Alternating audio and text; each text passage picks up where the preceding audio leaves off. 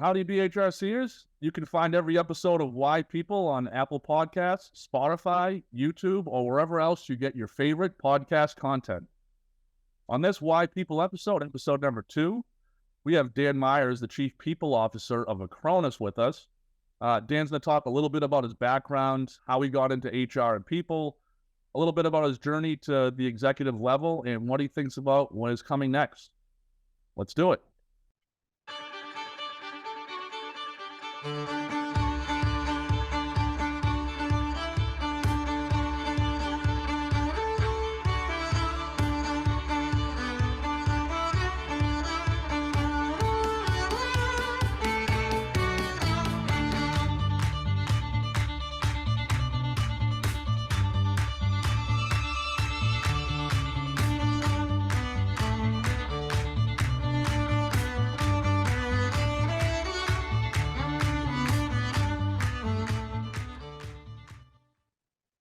All right, folks, thanks for joining us on Why People, episode number 2. For those first-time listeners or viewers, Why People is a BHRC production. The Boston HR Council is the largest HR and people executive community in the world. That's right, you heard it here, the world. And we're thrilled to be joined today by Dan Meyers, the Chief People Officer at Acronis. We're also joined by BHRC co-founder and Why People co-host, Paul Roberts. Paul, before we get over to Dan, please jump on, say hello. Hello, everyone. Happy to be here. Excited to have Dan on today. Should be a great one. Awesome. And Dan, thank you very much for joining us. It's my pleasure, Sean. I'm happy to be here with you and Paul. I know you've been hunting me down with emails, and you do know I do exist now because you could see me on the Zoom. Yep. Didn't know for a while, Dan, but glad to know that you are a real person. Sure we'll talk about AI and chat GPT and all that fun stuff at some point today, but I'm glad to know that there is, in fact, a true Dan Meyers. Well, Dan, we're excited and really excited to talk about the premise of this podcast, right? Why People is allowing the BHRC community and really the larger community some insight into kind of how folks got into HR and people, how they climb the ranks, if you will. So that's what we're going to spend our time today. But let's just start off a little bit. Would love to hear just a little bit about the here and now. Tell us a little bit about Acronis and what you're doing, and then we can kind of dive into your background. Sure. So Acronis today, I'll even go back a little bit. So when I started with Acronis just about 3 years ago, Acronis was a little over 1,000 employees. They were making the transition from being essentially a backup company, if you will, to a backup disaster recovery and security player. And during our time over the last 3 years, we've grown, almost doubled in size. We went from a little over 1,100 to a little over 2,000 today. One of the beauties of our organization is that we are truly geographically dispersed. So if you think of the main theaters that people always talk, here in the Americas, we have plus or minus around 400 people. We get about the same in the Asia Pacific Rim. And then the majority of our people reside in Europe, Middle East, and Africa. And, we don't typically go after large enterprise customers, right? So we're a B2B and a B2C because we do have a personal backup and security piece that we sell to folks. But, we focus on that small and medium-sized market. So whether you're that florist in Florence, Italy, who is backing up their data through the local ISP, chances are they're using an Acronis product to do so. Same thing here in the U.S., whether you're in Burlington, Vermont, or Burlingame, California, you're a small accounting firm, your ISP may be using us. So we truly do touch just about every facet of the economy in terms of who we service. We own all of our own data centers, so we back up locally. And it's just a great model. And obviously our success over the last 4 to 5 years, but the last 3 in particular, has just been fantastic. Yeah, and we really appreciate that background, Dan. And I know we'll talk a little bit more about it as we talk about your personal journey. So, we were chatting a little bit in the pre-call about your childhood and where you grew up, but just situate the BHRC. Tell us a little bit about kind of, your childhood and your upbringing. It's what we were joking, off air, so to speak, right? Because when you're local to the Boston area, everybody always associates different communities with different things. But the reality is, for me, I was really fortunate to grow up in Malden, Massachusetts. It's a city just outside of Boston at the time. I think we had about 60,000 people that lived in the town, but it was more of a blue collar town back then. And I think about it in today's terms, from a diversity perspective, I was very fortunate that, I didn't grow up with just kids that looked like me and acted like me. But growing up in Malden was great because it was a tough place to grow up, right? You had to be tough. It was competitive. Sports was a big part of it. You learn about teams, you learn about teammates and how do you overcome adversity. Your challenge, you end up thriving on, back then it was more about competition. Today, I think, even at this stage of my life, still playing sports 2 nights a week, into my 50s, although my wife really wants me to stop. There's a competitive nature that fuels your soul, and you just want to continue to be better. It's not that winning is everything, but you don't want to lose, everything. And that has stuck with me. And I credit that to growing up in the town. I also credit to my parents, right? They taught me a work ethic. I remember my dad's advice was, he said, listen, in life, people are always going to challenge you. He said, and some people will try and get you to do things or say things that you may or may not agree with. He said, just remember, the truth is always easy to remember. Dan, we gotta stuck with me. We got to ask Dan, what sports? So I played hockey. Growing up, I played baseball, hockey, and football. Unfortunately, I had I don't know if I can say this. Nah, he's deceased. I was probably a better baseball player than any other sport. And I quit baseball in high school because of a coach, actually. Didn't have the right leadership style for me anyways. But I played hockey in high school. I got recruited to play at Division I, Division II, and Division III schools, and played in college. And had a little bit of an unfortunate incident my senior year in college that derailed any plans I had about playing in Europe post-college. But I still play in the over the hill. Most people call it a beer league. I play a couple of nights a week, and it keeps me from putting on a few extra pounds, I guess I should say. Helps keep me in shape. Good for you. Wow. Yeah, always. It's one of the things you can do. Hockey's one of those sports you can do where every frustration you've had during the day, it can come out, and it's okay. So it's a beautiful thing. It's also by far, I think, like the most impressive sport that people play into their later years, Dan. Because a skate is that's a real thing, right? Like that's a body workout, right? Yeah, it is. It is, and for me, it's a little bit different than when I was growing up because I was a goalie growing up, which is probably again competitive nature, right? What helps fuel it, and unfortunately, I only play net a couple of times a year now. I skate out. I pretend that I can score. I think I'm super fast. I've actually seen myself on film and I go, oh my God, hang up those skates. Don't ever do this again. It's sad, but it's still fun. Well, Dan, thanks for giving us kind of an outline of your background. It helps us really understand kind of who you are and where you're from. But I'm curious at this point, right? So you kind of walked us through a little bit of a young Dan, right, through high school.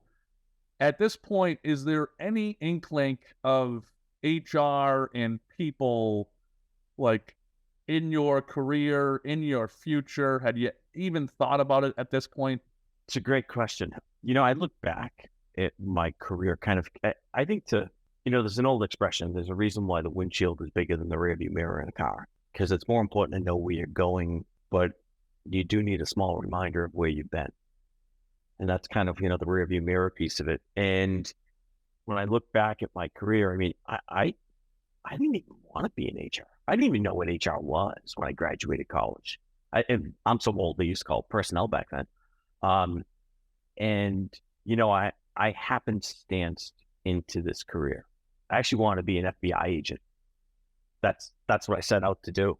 And when I look at kind of what does the future hold, whether it's HR related, HR people related, the things that need to change, for me, I had this conversation with someone that works for me last week. We were talking about it.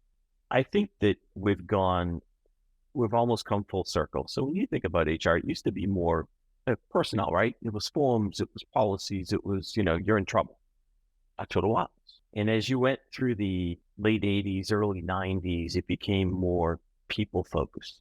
And you go through that mid to late 90s, the dot-com phase of the economy, I still refer to it as, and you go through a horrible recession, you come out of it, it became more people focused because then it became a competition. And how do you do things better and be better at all this? And then, you move forward again, data becomes a big part of it.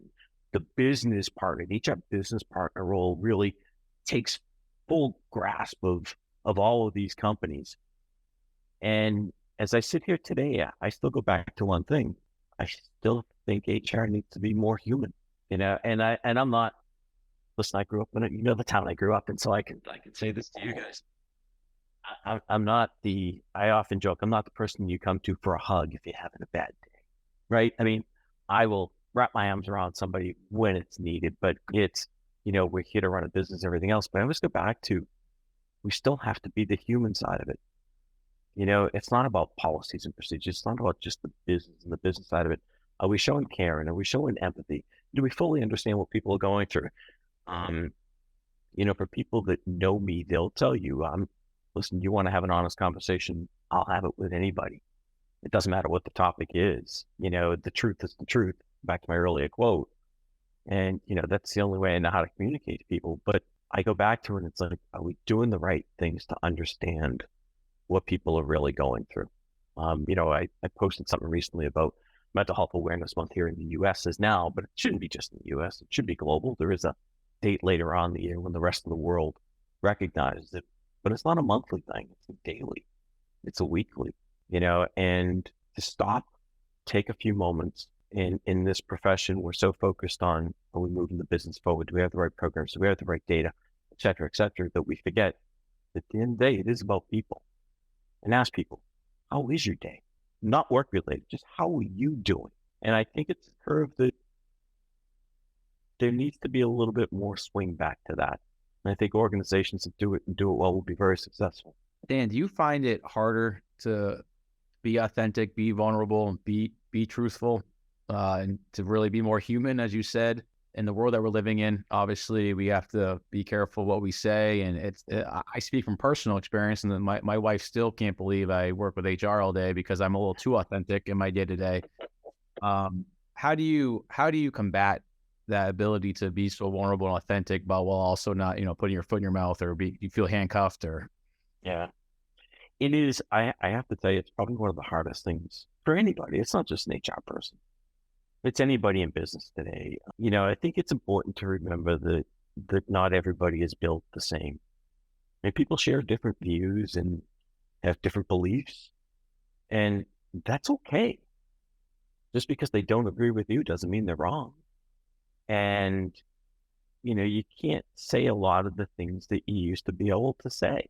I mean, that's just the reality of it. And some people don't like that. And some people take it to the other extreme where it's, you say one word and they forever want to go into cancel culture. I think if you speak to people in a way that you can appreciate where they're coming from, but also balance it with reality, right? Because sometimes people take these things and it's like, what planet are we on here? Because that's what it has come to in many cases. You can have a rational conversation with anybody. You really can, but you do have to be mindful of where people are coming from in order to get the way you need to get them to. And I think when you can bridge those, you become very lucky or successful. Sometimes it's better to be lucky than successful. Well, Dan, thanks for, I mean, you shared a lot there, and I'd love to kind of, pop in on some of what you chatted about. I'm having a tough time, though, getting past the fact that you wanted to be an FBI agent. You went into HR, which was personnel at the time. I'm picturing someone coming to your office, making a complaint or a claim, and then you putting on aviator shades in this investigative, mode and coming to the bottom of something. So that's my How do you bridge that? How do you bridge that gap there? Yeah, there's a definite bridge to cross to get there. The short version, because I could talk about this forever. It's so funny. I graduated college. My parents looked at me and said, "Hey, you're doing this retail thing, and that's great, but we help pay this money for you to go to school. It'd be really good if you used the degree." And I think my parents wanted me to go to law school, and I just wanted nothing to do with it. And I wanted to be an FBI agent. And because of my degree, I had to wait before I could apply, because back then it was like 2 years and 3 months or something like that. Some stupid math equation that somebody in Washington came up with. It said, if you graduate with this type of degree, you got to wait. Fine. Through a friend of a friend of a friend, I ended up, probably more personality wise, ended up doing recruiting. That's how I get into HR. And as you fast forward through the first few years, I go back to a person who took a chance on me in the early 90s. And someone, you guys probably know her name, Pam Reeve. Pam was the CEO of Lightbridge. And I remember when I interviewed with Pam for the role at Lightbridge at the time, and I could see in her eyes, she was like, I'm not sure about this kid, but, took a chance on me. And, I'm forever grateful to Pam for taking that chance on me. And it really opened up my HR world. But right before I got to Lightbridge, I had already started the process with the FBI. I had gone through the testing. I passed the test. Great news. Had to go for an interview. It was a panel of 3 FBI agents. It was 6 hours long. I swear it was like 5 minutes. That's how fast it went by. And I found out afterwards, I did very well on the interviews, and definitely an interesting process to go through. I got cleared for a background check for that to begin. And at that time, the federal government had a hiring freeze that they implemented. So my process was put on hold. And I said, oh, all right, fine. So, I continued. I met the folks at Lightbridge. I went to work there. As is with a lot of stories, I met a girl, and the FBI had the hiring freeze lifted in 1995, I think it was, or 94. They sent me this note saying, hey, you had applied.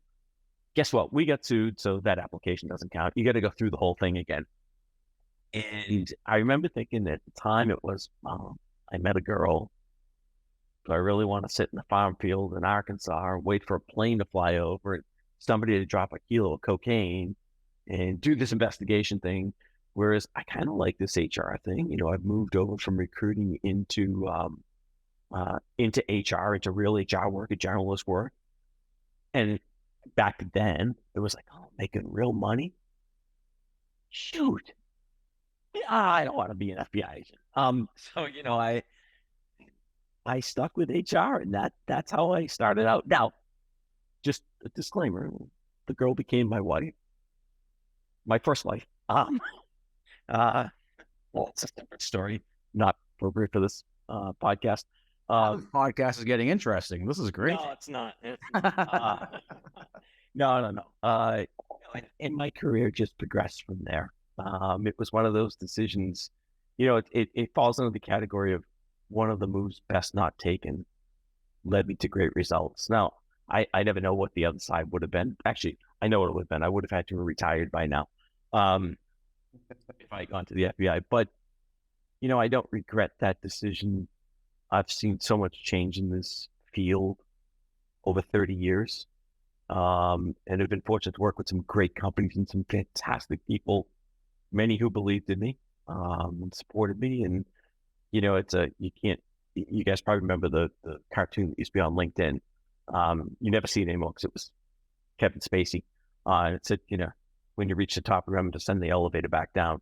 So, I'm a big believer in helping those that are junior in their career and helping them move forward.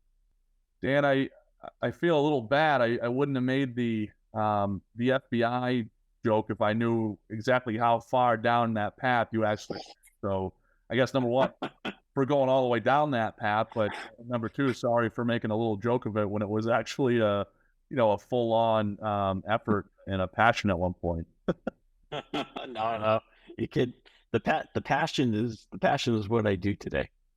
It has been for last 30 years now, so it's been great.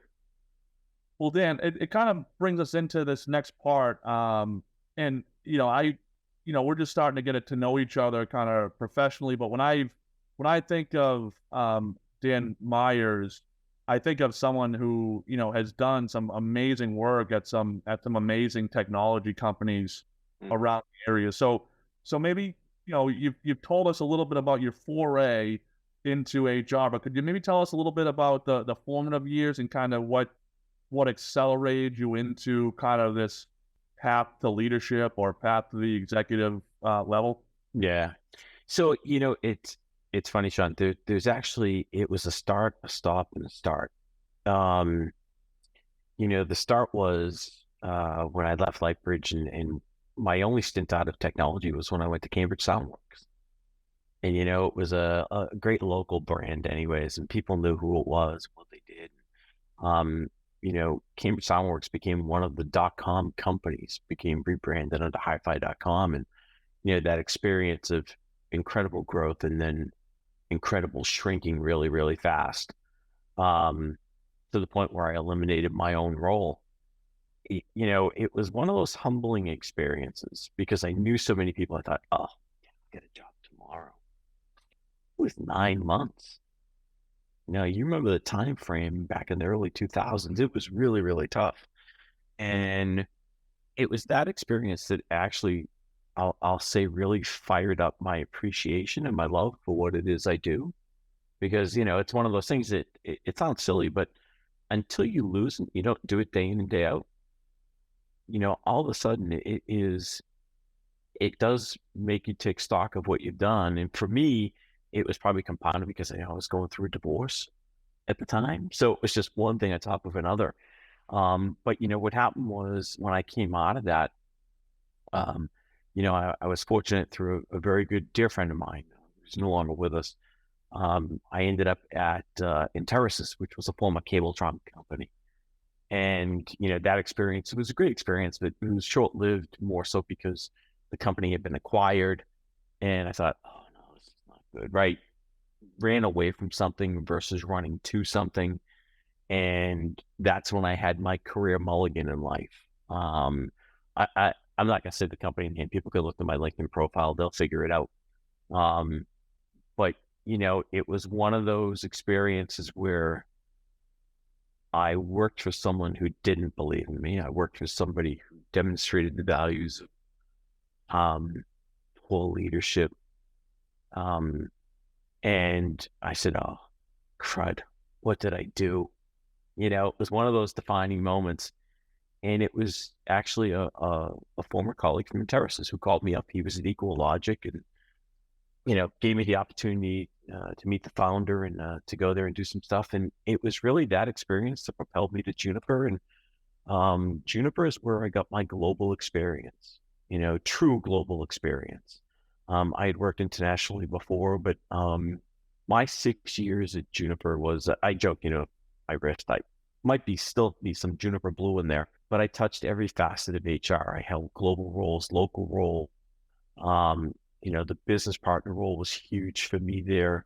Taught me a lot about how to grow a business, look beyond just the HR side of it, to where, towards the end of my tenure at Juniper, I was involved in business meetings and had no reason because of HR. It was just, they wanted my opinion based upon what I saw. And it was really great because I was one of the architects that changed the go-to-market model.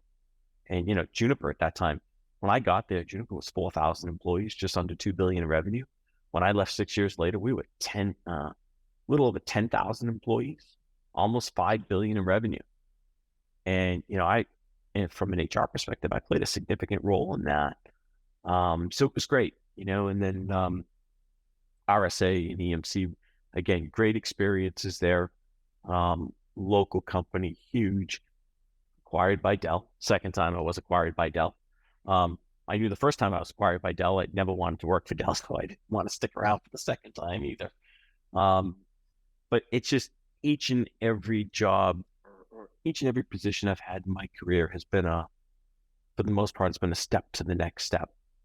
And I've taken many great experiences from there and pulled them forward. I learned, I won't say which company, I can't, but I learned what I would never do or behave as a CHRO at one of them because I didn't like how that person did their job and how they treated people. I learned what type of executives I would never work with or partner with, because it really, at the end of this, I spend more time working than I do with the people that matter most in my life. And, I am one of those believers that you don't have to like everybody, but I'm not going to work with any jerks. I'm just not. I got no time, no patience. Go back to growing up in Malden. And may have told an executive or two along the way where to go and how to get there. And I think I offered to buy them a bus pass one time, because I just don't, I like to have fun. I think people should have fun when they're working. They should enjoy who they're doing it with. And it's really influenced my leadership style over the years. Yeah, that's great, Dan. And I guess as we talk through your journey, and what you've shared with us, any advice to the BHRC community, or maybe folks that are earlier on in their journey, or maybe kind of in the middle of it relative to executive leadership or the path there, that advice that you could give kind of folks in the middle or early spot? Take on challenges that make you feel uncomfortable. It's okay not to know the answer. It's okay not to have a solution. It's okay to ask for help. It's okay to say to somebody, hey, help me understand this. I think too many people today come with the idea that I have to go solve for it today. No, it can be solved tomorrow or the day after, and it's better to have the right solution than one that you only think is going to work. Talk to people, engage, seek their input. I think I'm going to sound really old here and old school.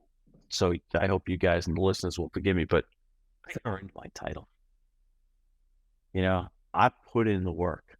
I put in the years of work. I've done the experiences. I've gone public. I've been bought. I've acquired. I've worked at small startups that had 25 people, and I've been in charge of 30,000 employees at international companies. And, I've earned it. And I often get connected. People want to connect me on LinkedIn and say it's a CHRO or a CPO. And I look at the background and I go, I have 5 years of experience. How'd you get that title? And I think people will set themselves up for failure if you're not open to say, I don't know. Ask for help. Seek the input of others. Do things that are uncomfortable. And when someone challenges you, don't take it as a personal affront. Take it as an opportunity. Someone once asked me, who was your greatest influence or your greatest supporter? And I actually told them the full story with names, which I won't do here, but it goes back to my career mulligan in life. If I saw that person today, I'd actually thank that person because they taught me some of the best things I needed to know in my career. They taught me who not to trust, what signs to look for. They taught me to be better at certain things too, that I wasn't very good at the time. And I think the ultimate advice I can give anyone is just be human, right? Don't pretend. Just be yourself and you'll be highly successful. Everybody wants to use the term authentic today. I don't know what that really means. I just say be human and have that, be the person that people want to work with. Be the person that people want to work for, and live and breathe it every day. It's it. Sean, I'll joke, when you and I first go, I said, Dan, how's your day going? Best day ever. It's one of those lines I always say, because the reality is the alternative is not working. The alternative is not doing the thing that I love to do, with people that I enjoy doing it with. That's not a fun day. Unless I'm out fishing, and then it'll be a great day. Well, that's awesome, Dan. And it's a good segue right into kind of our next question. Give us a little feedback on what's going on right now, the here and now. what you're working on. Doesn't have to be specific to Acronis, but kind of, what's going on in the HR and people function right now that you're having to work through, and then we'll spend some time kind of into the future. Yeah, so I think, there's a couple of things going on really. One is more industry related, the other is more economy, right? So not just at Acronis, we're actually in a very fortunate position, but in a lot of companies today, you look at all these folks that really geared up over the last 3 years and hired exceptional amounts of people, and you get a little bit of a blip in the economy, and you see some downsizing going on, and especially some of the larger organizations out there, and some of the smaller ones too. People that had gotten some good funding when investors couldn't give money away, and they burned through it like it was 1998 all over again. Say 1999, then that'd be a Prince reference. And, I think a lot of organizations are struggling with we still don't know from an economy perspective where this is going. You're going to have an election here in the US in the next 18 months, and God only knows what's going to happen with that and how that'll influence world markets. And, what do we do from a corporate perspective? Do we double down and ride the wave that a company may be on? Do we need to be smarter and a little more conservative? And what does that mean from a people perspective? You have a lot of organizations that did crazy things compensation wise over the last 3 years, and now they're going, we got to adjust this. So, those are some of right out of the gate, those are probably the big ones that someone in my type of role is probably thinking of. On one side. On the other side, you look at what is next from a technology perspective for HR. Will AI really be a part of what we do? Listen, I think that there are pros and cons to the technology. I think that there's a role for it in the HR function, whether it's answering simple questions or, being just a good resource for employees to go find information, especially in larger organizations. Smaller ones, you pick up the phone, you call somebody or send them a WhatsApp or Slack or whatever technology you're using. And for a company like Acronis, we're a tweener, right? We're at that size where we're big, but we're not huge. We're not small enough that I can have a gazillion resources and, Sean or Paul can pick up the phone and call Ashley and get an answer. And we're not big enough that we can make that investment. So I think some of the challenge is going to be technology wise for us going forward. I think most of the technology today is relatively good in terms of getting the data that you need to run the business. I wish it was a little more intuitive at times. And I'm talking about some of the biggest applications, not just the small ones, whether it's a Workday or a Bamboo HR or some of those other ones. Same thing on the talent acquisition side, technologies are out there. But for us, it's going to be, I like to think that we've solved the distributed workforce thing, right? We really have. We solved that a while ago, as a lot of organizations did. We don't worry about, do we need to have people come back to the office or not? We've already made that decision. We're moving ahead. People that are close to an office, we actually come in a couple of days a week. You work from home, great. We figured out how to communicate. We figured out tools, technology we need to make the business run. We can hire great people no matter where they may be. We have a great partner that helps us with that. For us, it really is about what's the right step for the business and what does that mean for our people, is really what, I don't want to say keeps me up at night, but I've slept better at times.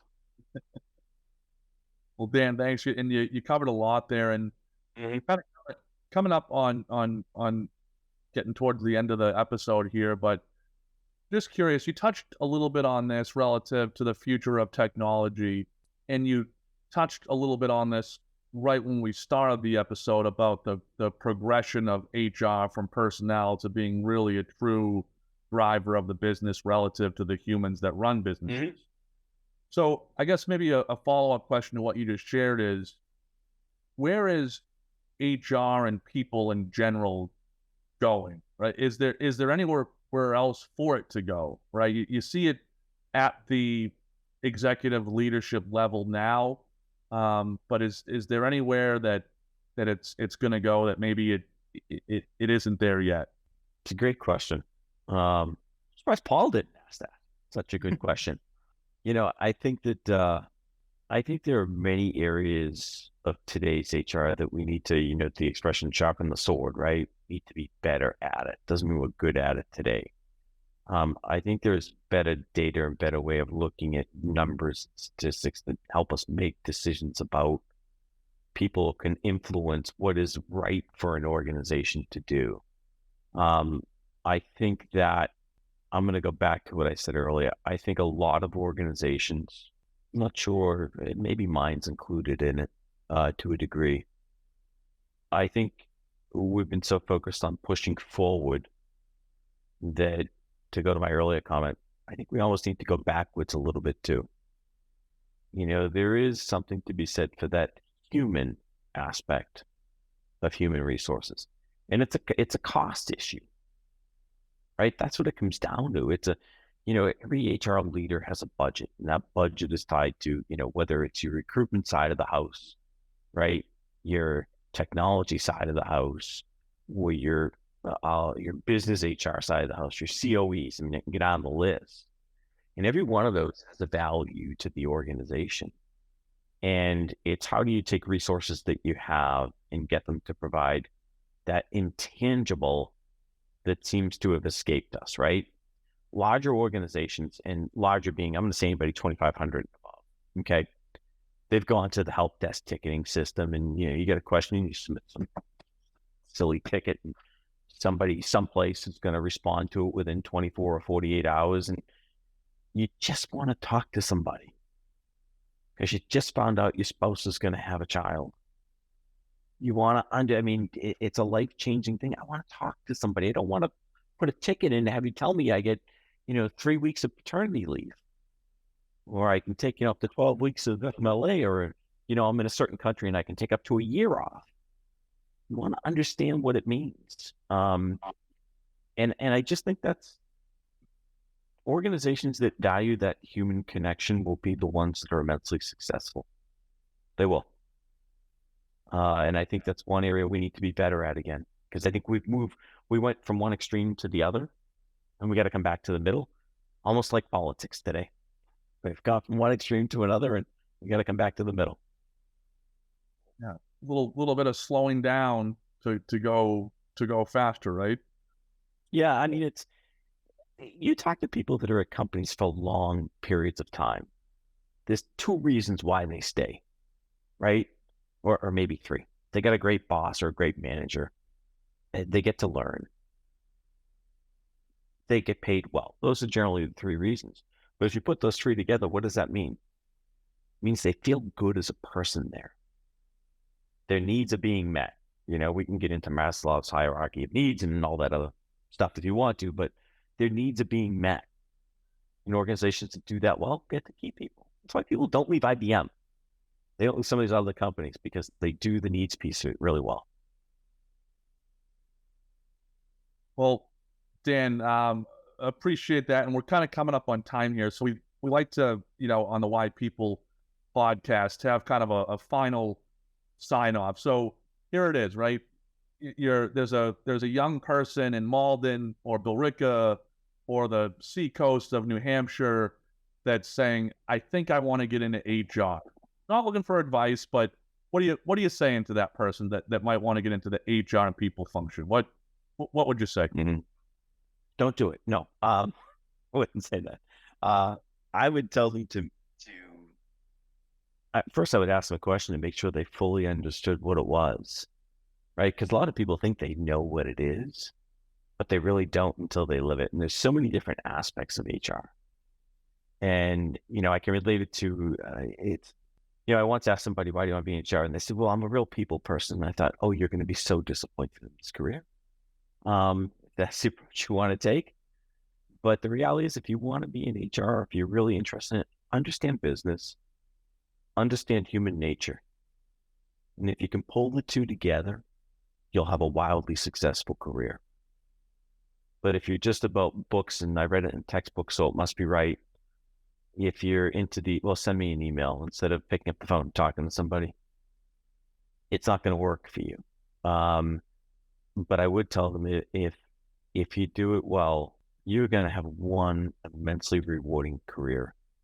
because you will look back at every single person's life that you touched and influenced. I look back today and people that I'll say I quote unquote hired, they are people that even worked for me directly today. They're CHROs. They're leading a function. They're leading a piece of HR. On the business side, the people that I hired that are CIOs today, that have founded their own company. These are people that I had an impact on their life/career for the positive. And that is something that you can't put a price on it. You just can't. So it's been immensely rewarding, and I hope that it will be for them as well. Dan, that's awesome, man. We appreciate you. The Boston HR Council appreciate you. Thank you very much for being our second guest on the Why People podcast. We appreciate you. Thank you very much. Appreciate it, Sean. Paul, thank you so much. This has been so much fun. And I guess now that you know I do exist, Sean, and my email works, I have to answer you. So sorry. Paul, I answer all the time, but we'll figure that out. Awesome. Thank you very much. Thanks, guys. Appreciate it. Let's take a second, think back. My physical frame is celebrated 'cause I made it.